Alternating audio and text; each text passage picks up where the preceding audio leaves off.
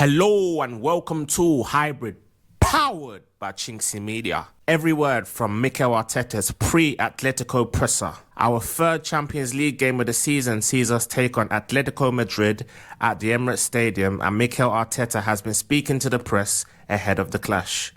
We're currently unbeaten in the league phase, and Mikel previewed the showdown with the La Liga outfit, answering questions on his squad, our form, and much more. On the mentality after beating Fulham, it's very happy, obviously, and especially after international breaks when you know that you have to align and regroup everybody.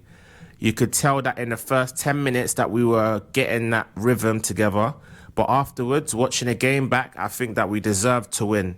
There are things to improve, but we take the win and we move on now for the Champions League match. Yeah, like I said in the last press conference analysis, I felt we were quite leggy after the first 20 to 30 minutes as opposed to 10 minutes.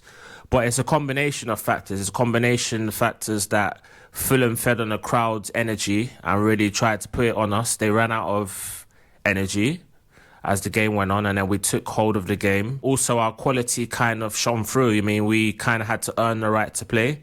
We gained a foothold in the match halfway through the first half, and then after that, you could see the win was inevitable.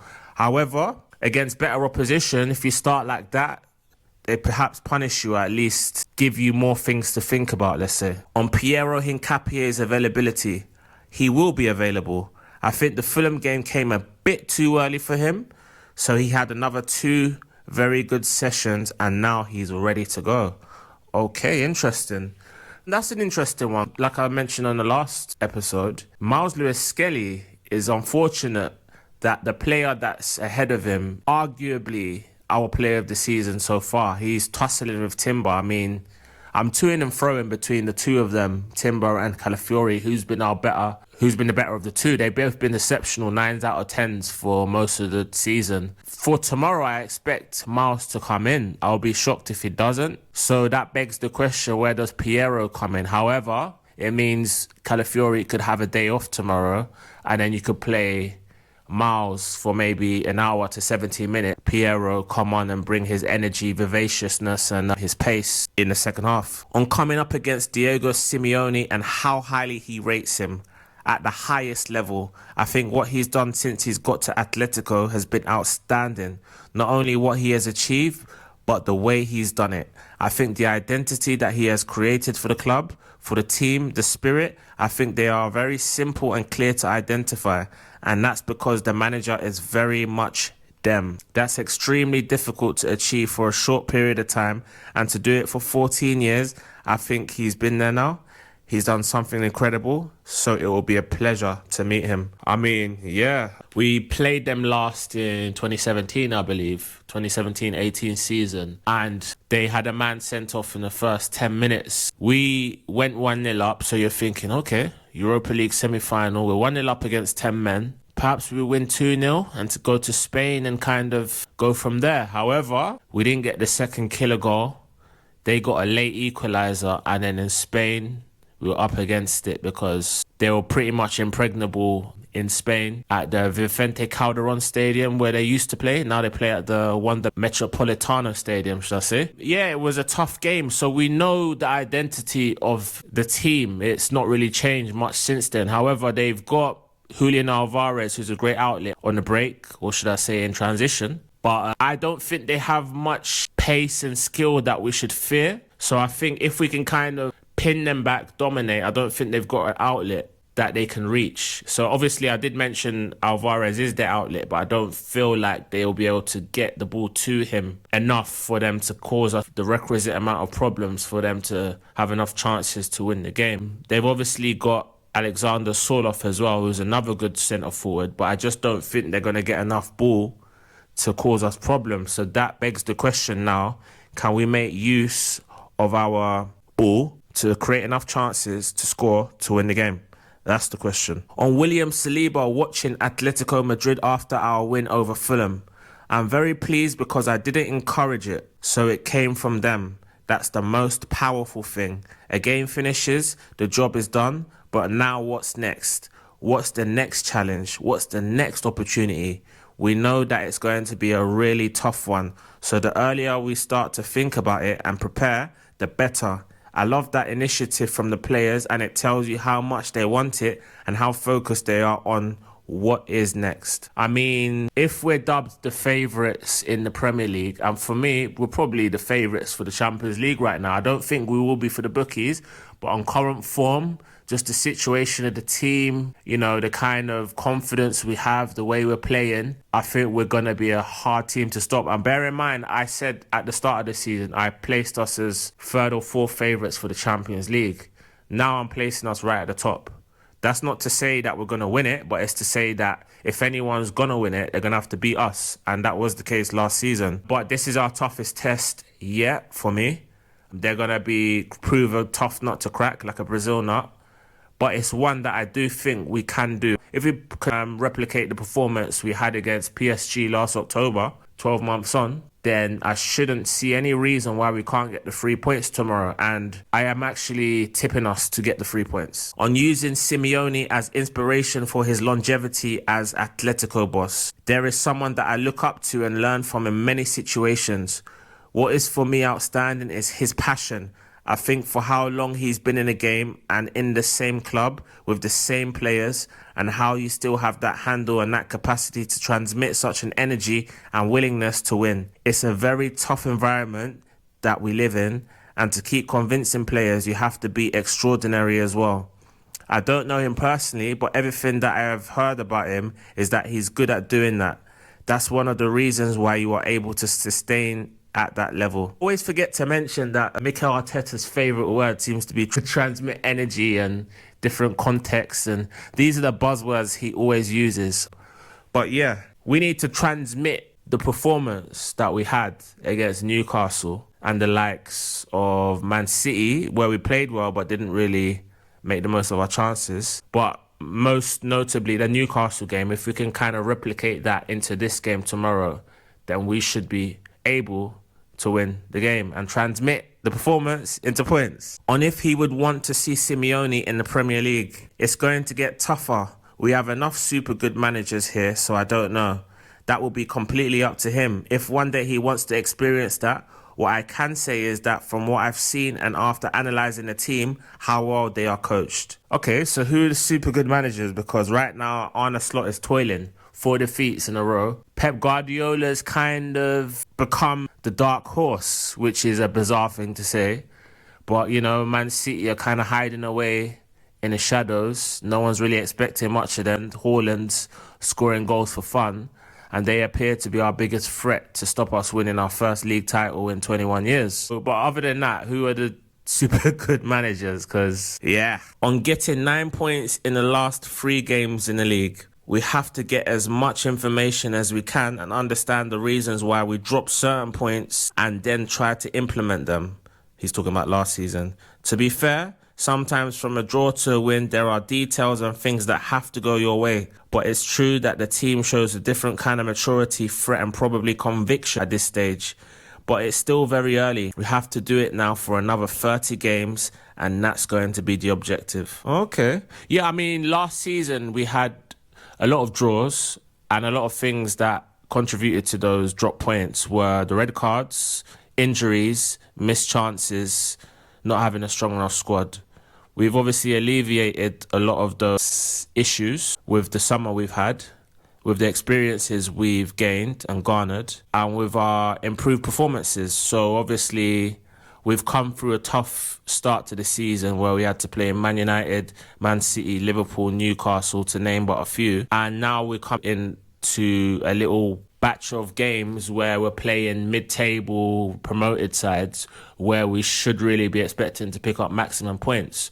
We're currently situated at the top, 3 points clear, and we have 2 tough games this week, namely tomorrow against Atletico Madrid and culminating against Crystal Palace, which I think is going to be a tough game and an emotional game for Emirates, who, incidentally, I wouldn't be surprised if he's on the bench tomorrow. I think he'll go Marino centre midfield alongside Zubimendi and Declan Rice, and I believe he'll go with Martinelli on the wing.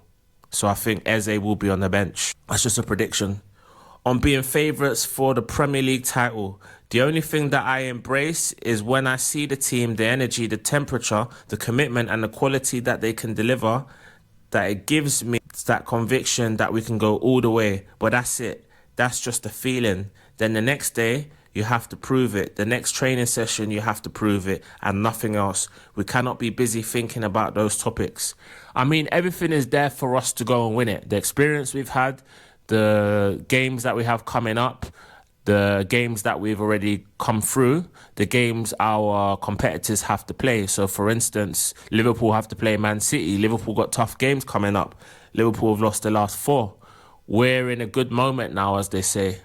We're confident, we've got a strong squad, we're winning games, we're playing well, we look impregnable, we're not giving away chances, teams ain't having shots against us, but it's early. So we want to be where we are come February, March, April. If we are in a similar situation, then we're talking. We've been here in a similar situation 2 years ago where we started the season really well, but obviously came up short. So hopefully we can use that experience and that heartache to really get us over the line, because the best is yet to come, for sure. On whether he has been inspired by Simeone's culture at Atletico. No, I think I got that done more through my experiences and my beliefs, and especially my understanding of Arsenal and this football club and my experience here. I think to put a different context to this one is extremely difficult, and at the end I think you have to be authentic to your beliefs, your way of dealing with people, especially, which is the most important thing when you talk about culture. Slowly you have an idea, and after that sometimes you change the trajectory a little bit to understand what is best for the club. Yeah, obviously he doesn't need to replicate what they're doing at Atletico. Arsenal and Atletico have different ideals, different ideologies, different culture. We're more of a club of class for the people. The football we're supposed to play is supposed to be, aesthetically pleasing.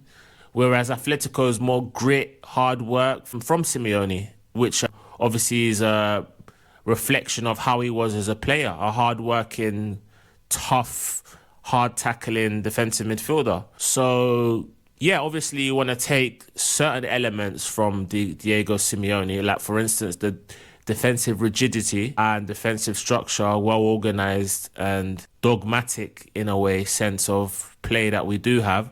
But obviously you want to add that to what Arsenal Football Club represents, which is what I mentioned already, the good football, the aesthetically pleasing football that Arsene Wenger has obviously become synonymous with. On what Gabriel Heinze has brought to our defence, I think that's something very collective with all the coaches, with the players, with their commitments as well, and Gabriel added something different, that willingness to win. We've seen that through his career, that experience to win and to elevate somebody's level, ambition and drive to the highest limit, and he's extraordinary at that. Yeah, I mean, Gabriel Heinze is a Man United boy, unfortunately, but he's come in and obviously we're looking actually better than we've ever been defensively. I don't think I've ever seen a defensive unit at Arsenal this rigid, this solid, this good.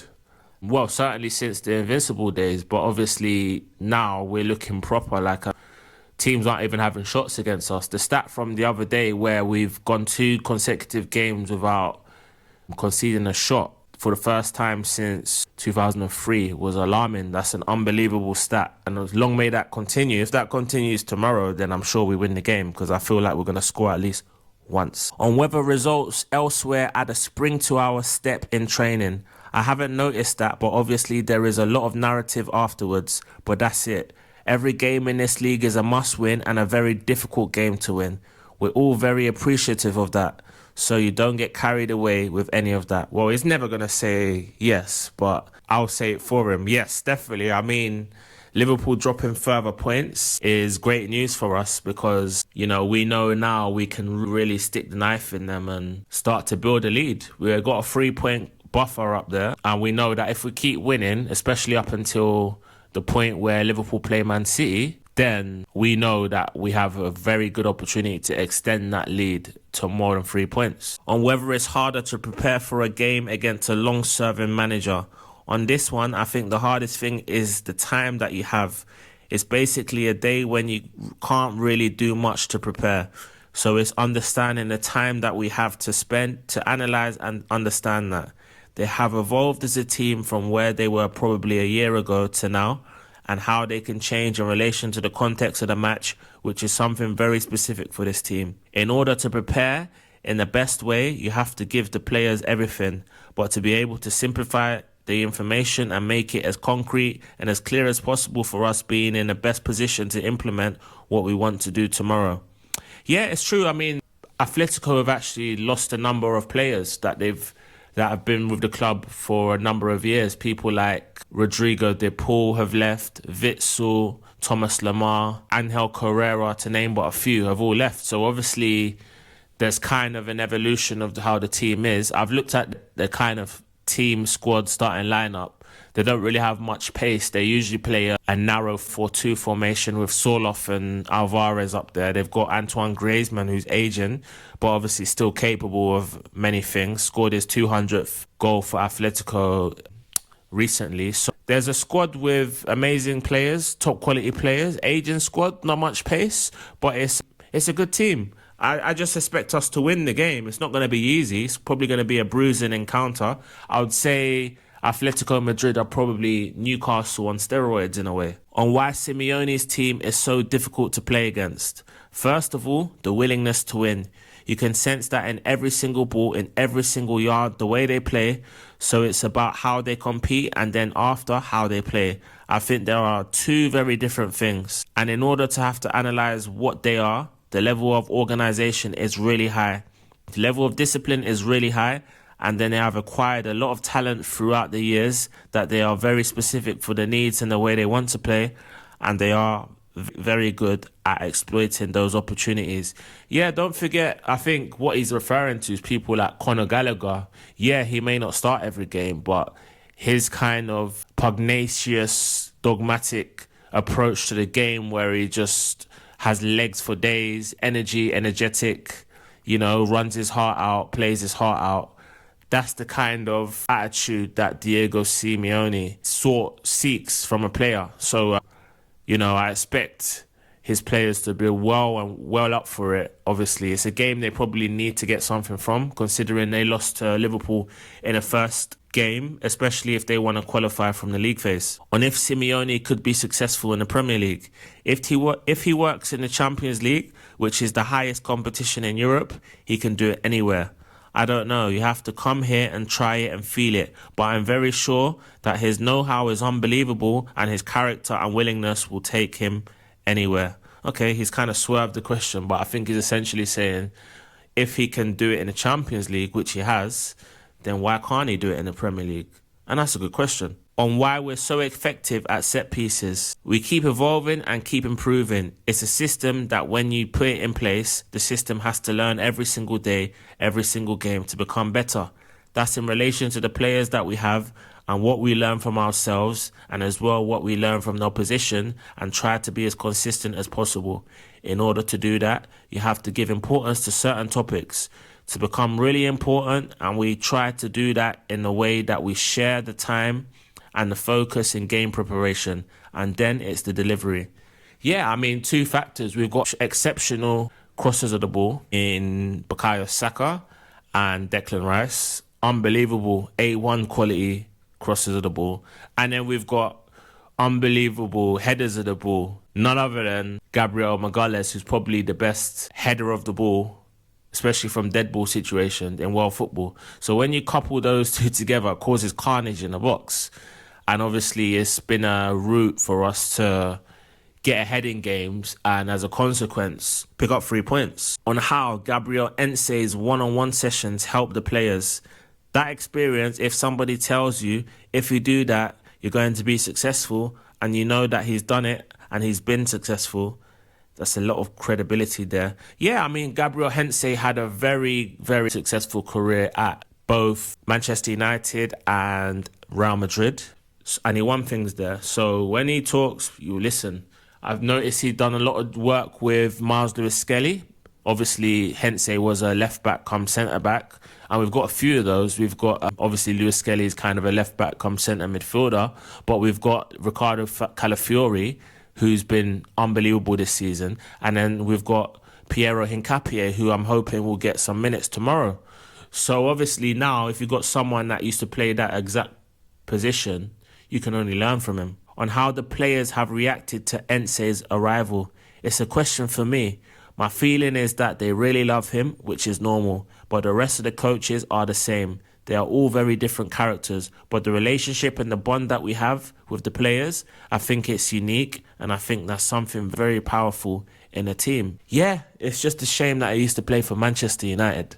But obviously, the team defensively is looking really good, and just hopefully we can kind of continue the way we've been going this season, have a solid, rigid structure, but improve in the attacking sense of things. Just take up a notch, and I'm sure we'll be successful in the game tomorrow.